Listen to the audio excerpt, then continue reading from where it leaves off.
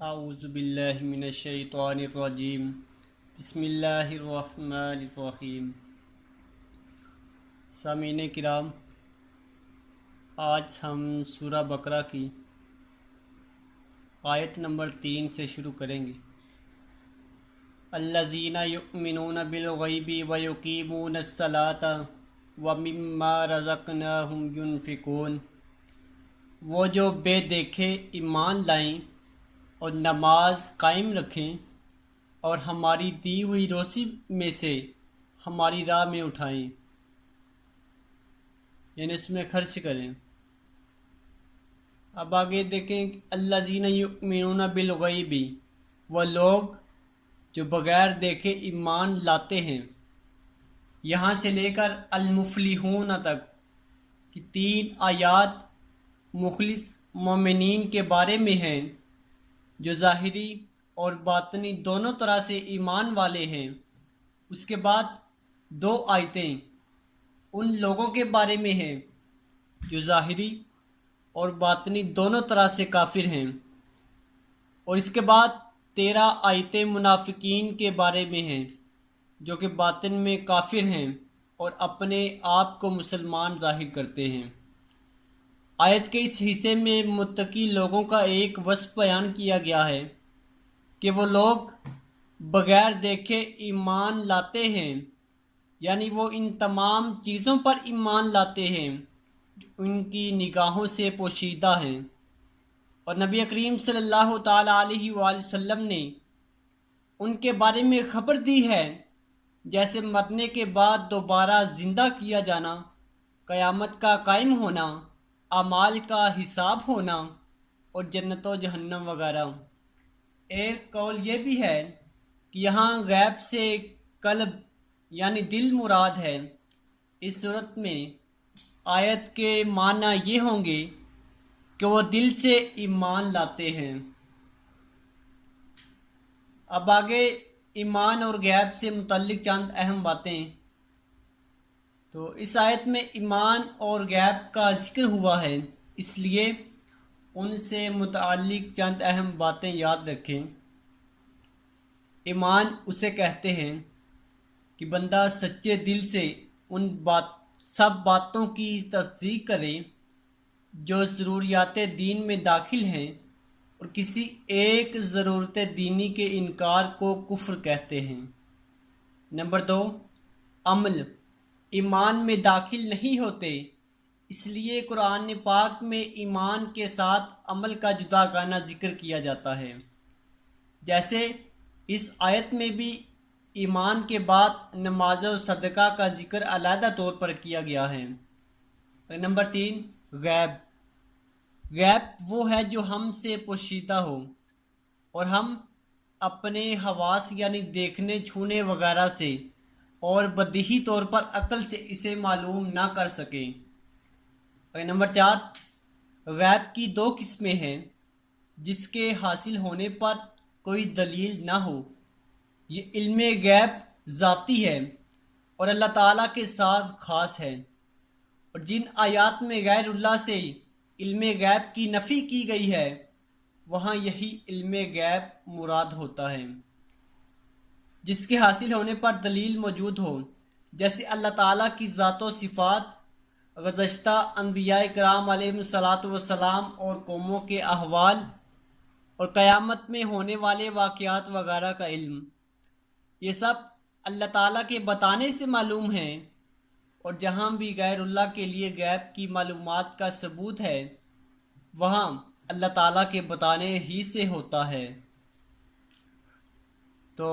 اللہ تعالیٰ کے بتائے بغیر کسی کے لیے ایک ذرے کا علم غیب ماننا قطعی کفر ہے۔ نمبر 6، اللہ تعالیٰ اپنے مقرب بندوں جیسے انبیاء کرام علیہ السلام اور اولیاء اعظام رحمۃ اللہ تعالی علیہم غیب کے دروازے کھولتا ہے، جیسا کہ خود قرآن و حدیث میں ہے۔ اس موضوع پر مزید کلام سورہ آل عمران کی آیت نمبر 179 کی تفسیر میں مذکور ہے، وَيَقِيمُونَ الصَّلَاةَ، اور نماز قائم کرتے ہیں۔ آیت کے اس حصے میں متقی لوگوں کا دوسرا وصف بیان کیا گیا کہ وہ نماز قائم کرتے ہیں۔ نماز قائم کرنے سے مراد یہ ہے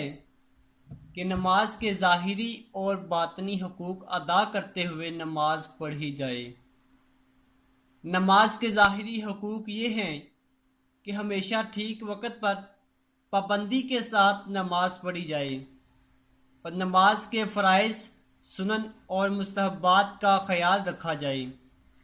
اور تمام مفسدات و مکروہات سے بچا جائے، جبکہ باطنی حقوق یہ ہیں کہ آدمی دل کو غیر اللہ کے خیال سے فارغ کر کے ظاہر و باطن کے ساتھ بارگاہ حق میں متوجہ ہو اور بارگاہ الہی میں عرض و نیاز اور مناجات میں محو ہو جائے۔ اب آگے دیکھیں نماز قائم کرنے کے فضائل اور نہ کرنے کی وعید کیا ہے۔ قرآن مجید اور احادیث میں نماز کے حقوق کی ادائیگی کے ساتھ نماز پڑھنے والوں کے فضائل بیان کیے گئے ہیں اور نہ پڑھنے والوں کی مذمت بیان کی گئی ہے۔ تو اللہ تعالیٰ سورہ آل عمران میں سورہ مؤمنون میں ارشاد فرماتے ہیں، قد افلح المؤمنون الذین هم فی صلاتہم خاشعون، کہ بے شک وہ ایمان والے کامیاب ہو گئے جو اپنی نماز میں خشوع و خضوع کرنے والے ہیں۔ اسی صورت میں ایمان والوں کے مزید اوصاف بیان کرنے کے بعد ان کا ایک وصف یہ بیان فرمایا، والذین هم علی صلواتہم یحافظون، اور وہ اپنی نمازوں کی حفاظت کرتے ہیں۔ اور ان اوصاف کے حامل ایمان والوں کے بارے میں ارشاد فرمایا، اولئک هم الوارثون الذین یرثون الفردوس ہم فیہا خالدون،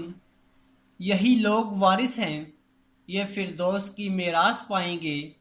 وہ اس میں ہمیشہ رہیں گے۔ اور نماز میں سستی کرنے والوں اور نمازیں ضائع کرنے والوں کے بارے میں اللہ تعالیٰ ارشاد فرماتے ہیں، ان المنافقین یخادعون اللہ وہو خادعہم وَإِذَا قَامُوا إِلَى الصَّلَاةِ قَامُوا كُسَالَىٰ يُرَاءُونَ النَّاسَ وَلَا يَذْكُرُونَ اللَّهَ إِلَّا قَلِيلًا،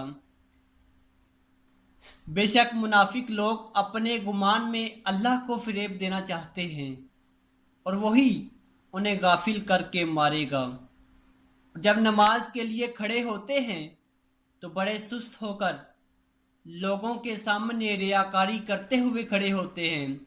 اور اللہ کو بہت تھوڑا یاد کرتے ہیں۔ تو حضرت عثمان غنی رضی اللہ تعالیٰ عنہ فرماتے ہیں، آقا علیہ الصلوۃ والسلام نے ارشاد فرمایا، جس نے میرے اس وضو کی طرح وضو کیا پھر اس طرح 2 رکعت نماز پڑھی، ان میں خیالات نہ آنے دے تو اس کے پچھلے تمام گناہ بخش دیے جائیں گے۔ حضرت عقبہ بن عامر رضی اللہ تعالیٰ عنہ سے روایت ہے، سید المرسلین صلی اللہ تعالیٰ علیہ وآلہ وسلم نے ارشاد فرمایا، جو بھی مسلمان اچھے طریقے سے وضو کرتا ہے پھر کھڑے ہو کر اس طرح 2 رکعت نماز پڑھتا ہے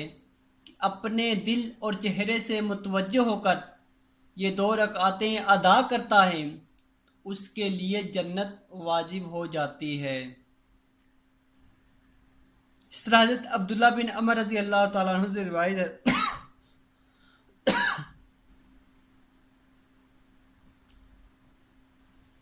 حضور پرنور صلی اللہ تعالیٰ علیہ وآلہ وسلم نے ارشاد فرمایا، جس نے نماز پر مداومت کی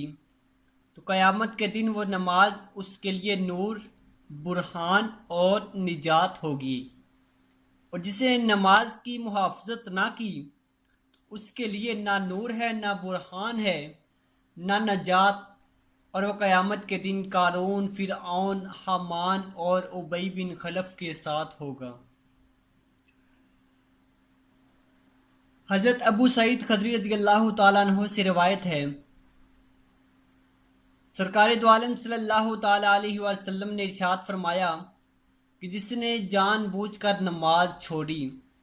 جہنم کے اس دروازے پر اس کا نام لکھ دیا جائے گا جس سے وہ داخل ہوگا۔ تو آیت کے اگلے حصے کی طرف بڑھتے ہیں۔